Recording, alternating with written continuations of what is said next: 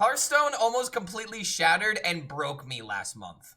In today's video, we are going to be talking about what my primary goal of last month was. To qualify for the playoffs of the Masters Tour so that way I could potentially be seeded into the World Championship Tournament only if I do extremely well and play my outs. But before we even get into today's topic, I want you guys to guess, how many games does it take in order to qualify for something like this? Does it take 500 games? Does it take 700? Does it take 800? 1,000 games? Because after today, I'm going to show you guys just how many games that I played going into last season.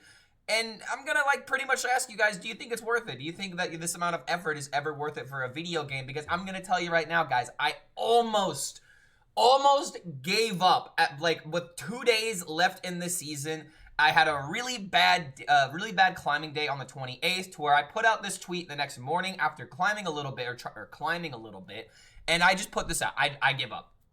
I made it very known that my entire goal throughout April was to try and at least finish top 100, top 75 in order to guarantee a placement into the playoffs tournament, because as of right now, there are not that many American players that are signing up for this. In order to give a little bit of a comparison, EU, I believe, needed at least 4 or 5 points, competitive points, in order to make it into the tournament, while NA players only needed 2 points in order to qualify for this tournament. So this is literally the easiest, the absolute easiest it has ever been for anybody in order to qualify for an event like this. And I almost gave up until suddenly I had a day where I popped off. I climbed from 1,000 to 81 legend in about, I don't even want to do that math, with 47 and 17 win rate, a 73% over 60 games. Absolutely insane. I have never had a climb do this well, and I will always believe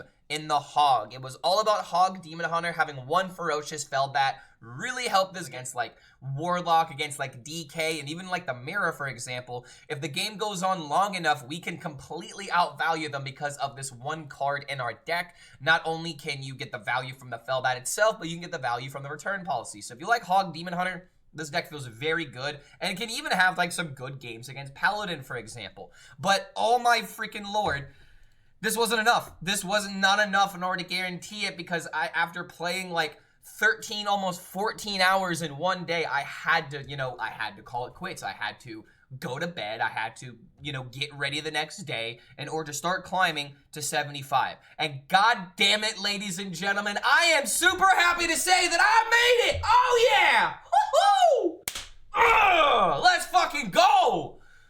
But everything comes at a price. Everything comes at a price. I am extremely happy that we were able to make it onto this list. I finished yesterday around 63, 65 legend. It is, I believe, one of my highest placements to date. And let's go, dude. We made top 50 points for Americas. We are going to playoffs, which means that the next tournament will be happening, I believe, on the 18th. I'll be showing you guys that information here in a second in case you want to know what day to come out and support us, because I will not be able to stream this, obviously, but it probably will be on the main Hearthstone broadcast. Let's pray that we can get ourselves onto that, because it has been my competitive goal, my competitive dream, in order to be on the Masters Tour or some sort of competitive broadcast. So that's the whole reason why I've been going through all of this, because I really want that to happen. And I want to potentially earn some money from this stuff, Because look at all of these great gamers that you see on this list. You see Kales Luna, Me Smile, Aquaman, Gamer RVG, Daigo, Steel Razor, Owit, I believe, McBanterface, No Hands Gamer, Caravaggio. I know so many people on this list. Dreadeye, Tangent, Language Lacquer, Language Lacquer, Pizza, Sun Q, Chosen. Oh, dude, even Chosen made it. Another guy who came back into the fray this season. And then there I am. Number 36. I'm really, really happy, really, really proud about this. But now I have to show you guys the dark side. The dark side of what competitive gaming can do to you. I had to play almost 1,300 games in order to get to this point. 1,300. And this is only the games that were tracked. Oh my god. I'm just trying to process that I spent 1,300 games last season in order to make it to this goal. But I also want you to look at that Demon Hunter win rate, dude. Like, ooh, Demon Hunter, man. Delicious, absolutely delicious that we were able to make it here, man. By the way, fuck Rogue and everything that it represents. But oh my god, dude, we actually were able to make it, but this was just way too many games, and I have to tell you, dude, I definitely went crazy throughout some of this. I'm gonna go ahead and full screen it. You know, come here. I want you guys to come here, all right? I want you to sit down in that chair right there, and I want you guys to know that esports takes over your life.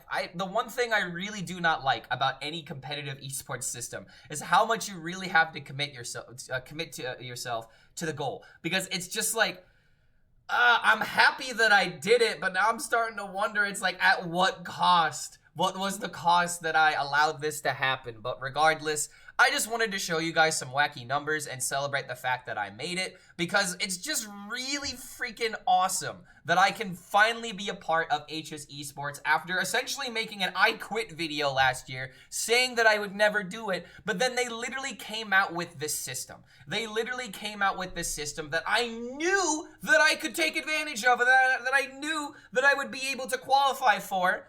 And I saw a goal and I made it. And the last thing that I would like to share with you guys is that the tournament will be happening on May 18th at 9 a.m. Pacific time, noon Eastern time, if you want to see the Americas playoffs. Obviously, there's APAC and EU as well, so if you're interested in Hearthstone esports, there's going to be a lot happening in the next 2.5, almost 3 weeks. So yeah, there you guys go. Wanted to give you guys a little bit of an update on where I've been, because I haven't been uploading on YouTube for the obvious fact that I have been working on this. And while I've been, away thinking about, competitive esports, I have actually been writing down some Hearthstone video ideas. You can't read my handwriting, can you? Because it's absolute garbage.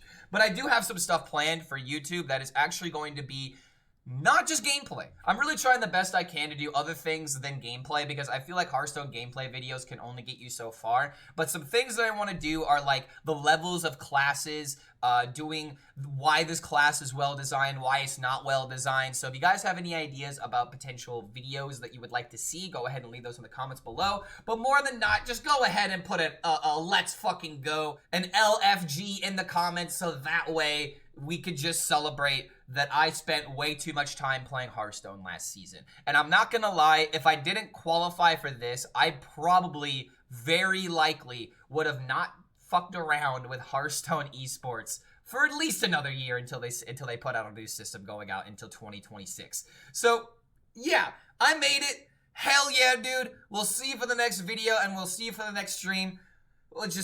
I just needed to share this with you guys. So thank you very much for making it to the end, and we'll see y'all for the next video.